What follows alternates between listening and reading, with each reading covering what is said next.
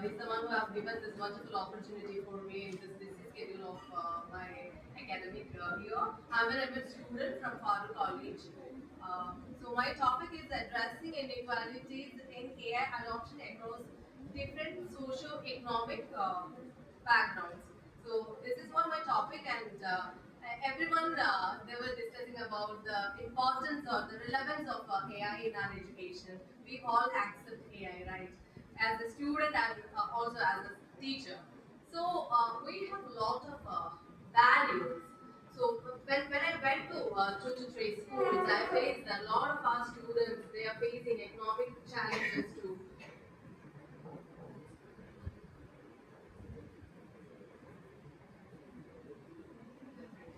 A lot of challenges in terms of economics because most of their parents are working normal jobs like coolie and all. Some of them are not working. So in this situation, we will not be able to focus or force the student to follow this AI generated apps, right? We know. See, if I talk about this artificial intelligence, basically, nowadays for UPSC aspirants, we are doing mock interviews with the help of VR facilities, right? Have you ever heard about this?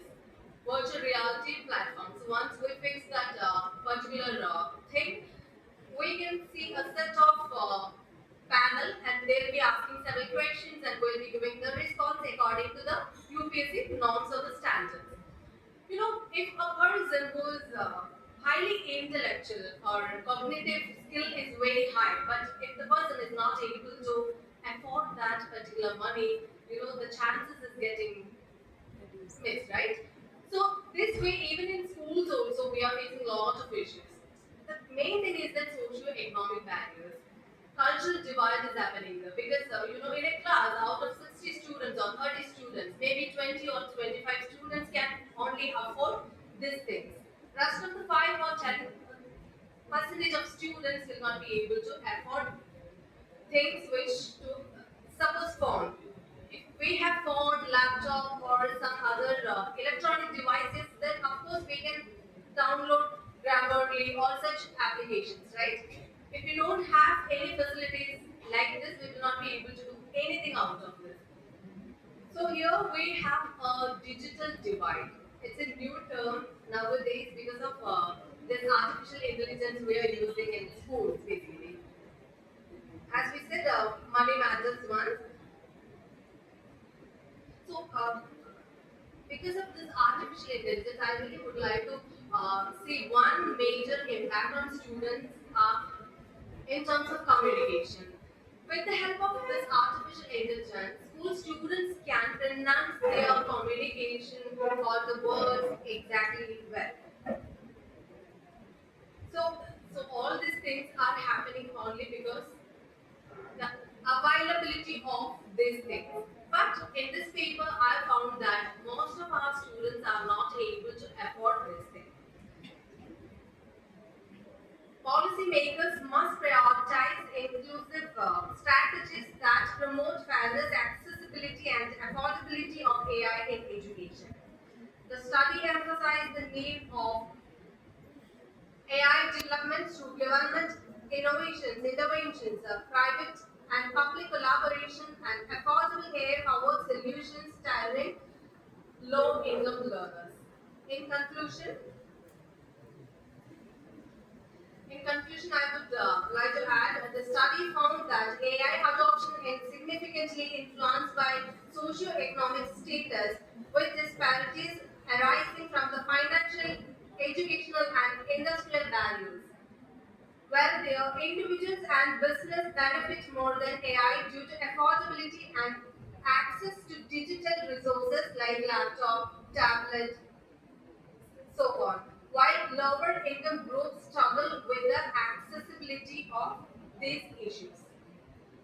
So before creating such curriculum or suggestions in education, as an educators, we have to make sure that whether it is applicable for every student in our society, not only in Kerala but in India but global.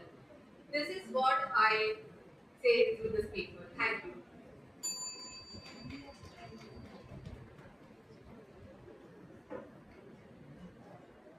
Congratulations, India, Thank you, ma'am. for a nice presentation. Thank you. Uh, Let me ask you one question. Not clarifications, not questions. You have stated your problem as the problem as addressing the inequalities in AI adoption across different socio-economic backgrounds.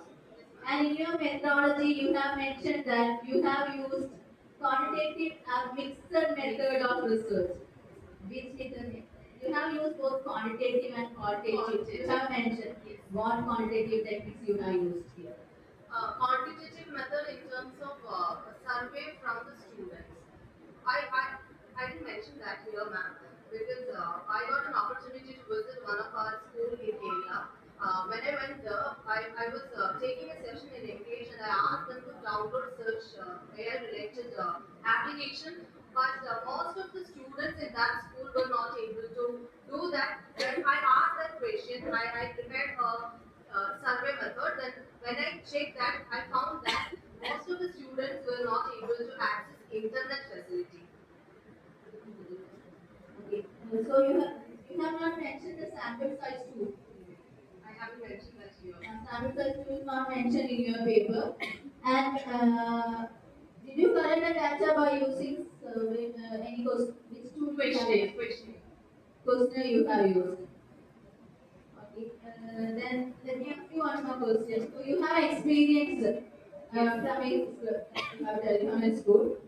What challenges do non-English speaking learners face in an AI-driven pedagogy?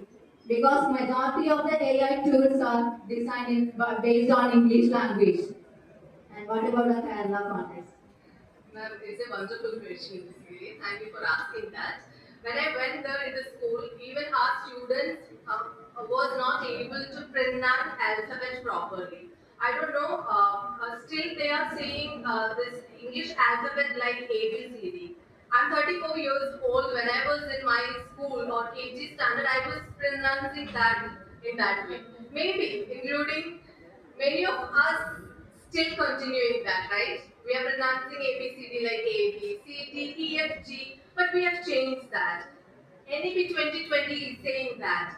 Rote learning, everything we have erased from our Yeah, lives. please conclude. Yeah, ma'am.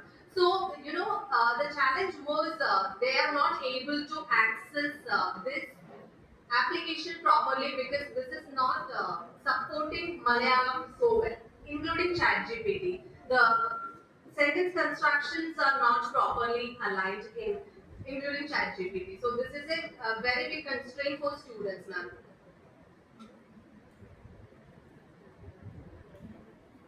Okay, I think we can conclude here. Any more questions? No, thank you, Nitya. Thank you, ma'am.